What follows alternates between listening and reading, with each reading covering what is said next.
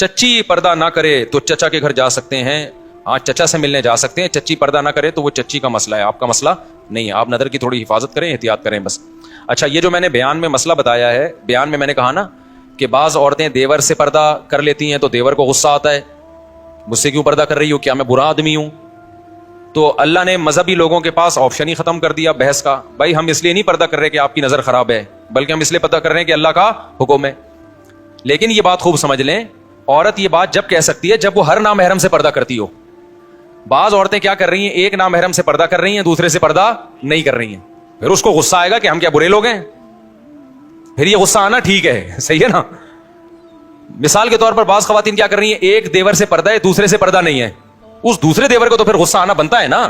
وہ کہے گا کہ بھائی اگر پردہ ہے تو پھر اسلام کی وجہ سے کر رہی ہے تو پھر اس سے بھی کرو, نہیں تو اس کا مطلب مجھے کہ میں کوئی ٹھرکی ہوں, لوگوں میں تو یہی میسج جائے گا نا. سمجھتے نہیں ہے نا بات کو. اسی سے خوب سمجھ لیں, بعض لوگ آتے ہیں, بعض خواتین آتی ہیں پردہ نہیں کرتی ہیں, علماء کے سامنے بیٹھ جاتی ہیں,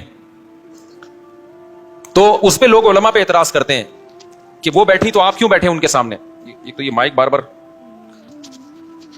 بھائی وہ بیٹھی تو ناجائز ہے نا بیٹھنا بے پردہ ہو کے, تو آپ کیوں بیٹھے. یہاں بھی خوب سمجھ لیں کہ عورت کے لیے پردے کا حکم عورت کو ہے کہ وہ پردہ کرے, مرد کو نہیں ہے کہ اگر کوئی عورت پردہ نہیں کر رہی تو آپ وہاں سے بھاگ جاؤ یا اس سے بات ہی نہیں کرو. مرد کو حکم یہ ہے کہ اس کے ساتھ تنہائی کسی صورت میں اختیار نہ کرے. وہ سمجھ میں آ رہی ہے بات. باقی مسئلہ یہ ہے کہ وہاں بھی یہی توجہ ہے کہ وہ پردہ نہیں کر رہی اس لیے کہ وہ کسی سے بھی نہیں کر رہی ہے. اگر وہ سب سے کر رہی ہوتی پھر مولانا صاحب سے نہیں کرے, یہ بھی غلط ہے. سب سے نہیں کر رہی, مولانا صاحب سے کرے تو پھر مولانا کو دماغ میں آئے گا کہ کوئی پتہ نہیں ہم کوئی ٹھرکی ہیں. صحیح ہے.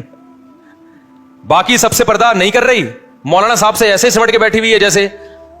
لیکن اس کی ایک دوسری توجہ بھی ہے کہ بعض دفعہ بعض مولانا کو اس پہ غصہ آتا ہے کہ بھائی ہم تو چاہتے ہیں کہ عورت پردہ کرے, ہمارے سامنے پردہ سے بیٹھے, لیکن پھر سب سے پردہ کرے نا, کسی سے نہیں کر رہی. ایک مولوی صاحب نے بتایا کہ مجھ سے کر رہی ہے, اس کا مطلب یہ مجھے غلط سمجھتی ہے, تو اس پہ ان کو غصہ آیا. میں نے کہا نہیں بھائی ایسے نہیں ہے.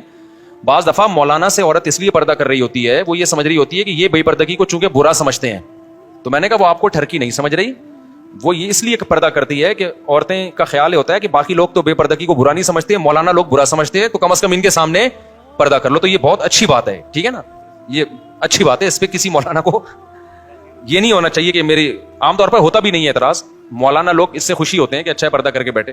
کوئی بہت ہی کوئی عجیب سا کوئی ٹھرکی سا ہو تو ایک الگ بات ہے. ہر طرح دو نمبر لوگ بھی ہوتے ہیں نا, ہر فیلڈ میں ایک نمبر بھی ہوتے ہیں, دو نمبر بھی ہوتے ہیں, تو کوئی دو نمبر ہو تو ایک الگ بات ہے. لیکن نارملی اس سے مولانا لوگ خوش ہوتے ہیں کہ پردہ کر کے بیٹھی ہے. اچھا میرے بھائی, اور اگر پردہ کر کے نہ بیٹھی ہو تو پھر مولانا پہ اعتراض نہیں بنتا. اعتراض کس پہ بنتا ہے؟